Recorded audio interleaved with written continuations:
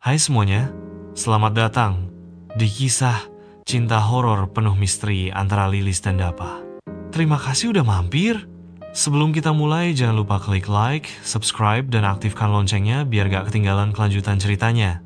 Karena yang kalian tonton ini bukan sekadar kisah cinta, biasa ini tentang rasa yang tumbuh di tengah ketakutan dan rahasia yang menyeret cinta ke dunia tak kasat mata. Oke, langsung aja kita mulai. Dari kejadian yang terjadi di dalam sebuah angkot yang tak biasa. Hujan baru saja berhenti, trotoar masih basah, dan udara malam menggantung dingin di antara lampu jalan yang remang. Lilis dan Dapa berjalan perlahan, menyusuri jalanan sepi menuju halte. Kegiatan ekstra membuat mereka pulang lebih malam dari biasanya. Dapa menatap jam tangan. Sudah hampir jam 8. Maaf ya, jadi pulang bareng aku terus. Lilis tersenyum sambil mengusap rambut yang menempel di pipinya. Aku nggak keberatan kok.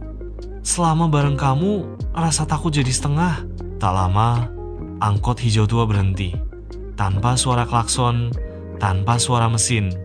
Sopirnya tak bicara, hanya mengangguk pelan. Di dalamnya, hanya ada seorang ibu tua duduk di pojok kanan. Mereka masuk dan duduk berdampingan.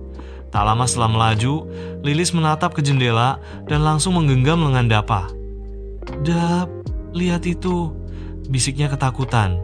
Di pantulan kaca jendela, terlihat 3 bayangan duduk di dalam angkot. Padahal di dalam hanya ada mereka berdua dan ibu tua tadi yang kini entah kemana. Dapa mencoba menenangkan.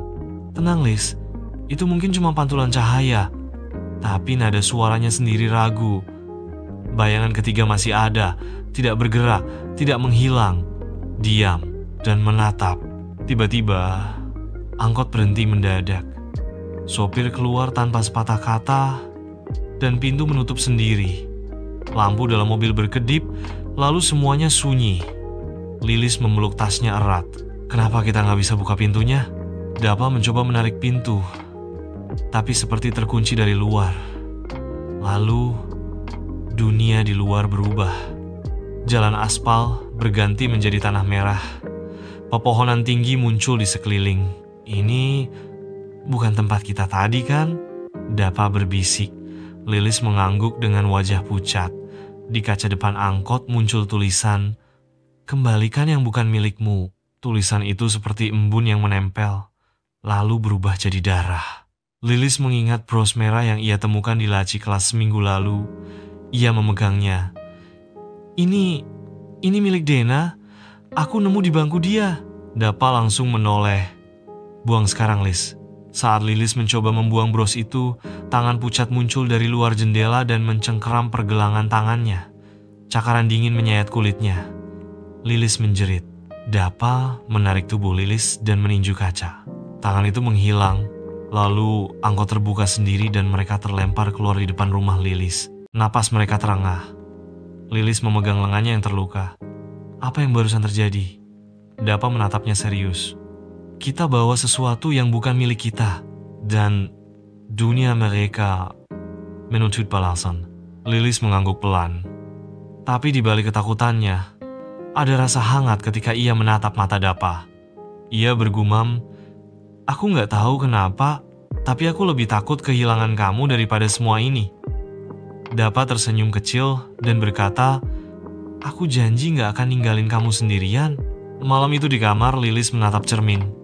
Bayangan di kaca bergerak, meski ia diam. Ketukan terdengar dari jendela. Pelan, tapi pasti. Ia tarik tirai, tak ada siapapun. Tapi bayangan berdiri di bawah pohon mangga di halaman. Ia menutup tirai dan bersembunyi di bawah selimut. Ketukan berpindah ke lemari. Lilis ingin berteriak, tapi suara tercekat. Di tempat lain, Dapa membaca buku tua warisan kakaknya, Transportasi Gaib di Jawa Barat. Di satu halaman ada gambar angkot hijau. Dalam catatan, tertulis bahwa angkot itu muncul untuk orang-orang yang membawa benda dari dunia arwah. Barang itu menjadi pengikat. Ia membaca kutipan, "Yang membawa akan dibawa, kecuali dia memulangkan dengan rela." Pagi harinya, Lilis dan Dapa bertemu di taman sekolah. Lilis tampak lelah. Semalaman aku gak bisa tidur, Dap. Ketukan itu datang dari dalam lemariku. Dapa menggenggam tangannya. Kamu gak sendiri. Aku juga dapat pesan dari radio sekolah. Padahal radionya udah rusak. Mereka pun menuju ruang UKS.